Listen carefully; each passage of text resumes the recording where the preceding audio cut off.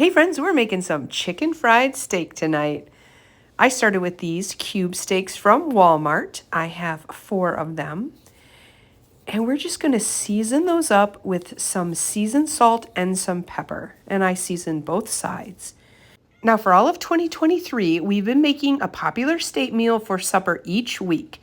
We're doing it just for fun, but it's been a great way to try some new recipes. And we are on the state of Oklahoma, and that's why we made these chicken fried steaks. I have never made these before, so this was new to me, but you know, if you're watching this video, they must have turned out great, and they did.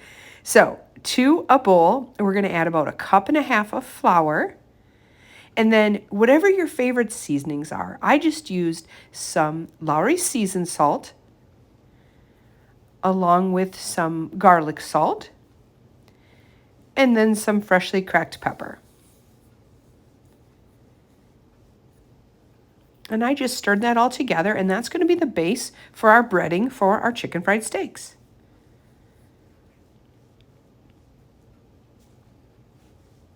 And now in our second bowl, I cracked 1 egg and added about 3/4 cups of milk, along with a little bit of hot sauce. And this was just sriracha, nothing too hot. You couldn't taste any heat in these chicken fried steaks. It just added a nice flavor. And then I just took each of these cube steaks and I put them in the flour mixture, breaded them a little bit, and then put them in the egg mixture. And I did that over and over until each one had 3 coats of flour. And that seemed to be the perfect amount of breading for each one of these.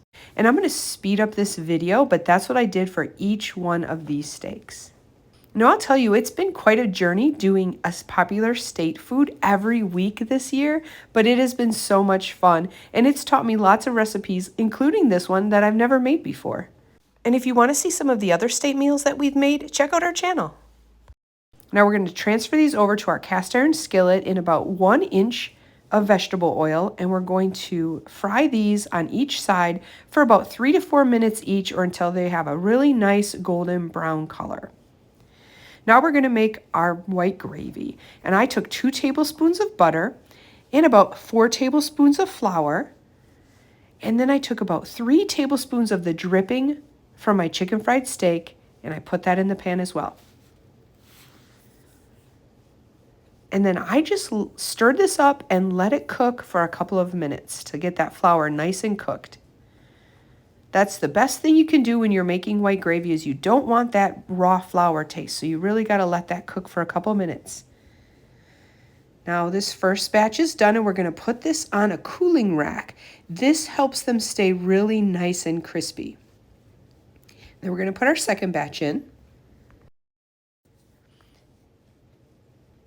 And then when it comes to this white gravy, there really is no perfect recipe. I honestly just put more and more milk in until it's the right consistency. You put a little bit of milk in, you let that come back up to a boil, it starts to thicken up, you put a little bit more milk in, and really that's the best way to do it. The only seasonings you need in here are salt and a lot of pepper. Remember, this is like a pepper gravy, so you want to put a lot of pepper in this gravy. And then you can see here it got thick again, so we're going to add a little bit more milk. You can probably find a recipe online for the exact amounts, but again, I just like to keep adding milk till it's the perfect consistency for me. You can see those steaks are nice and golden brown, and we flip them.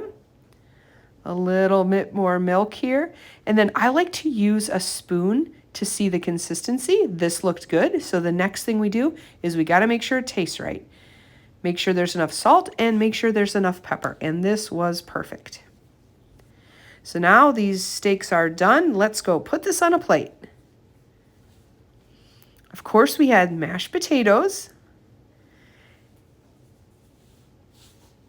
And then we also had a side of green beans. I'll put that steak on the plate, and we are just going to drench this in that white gravy.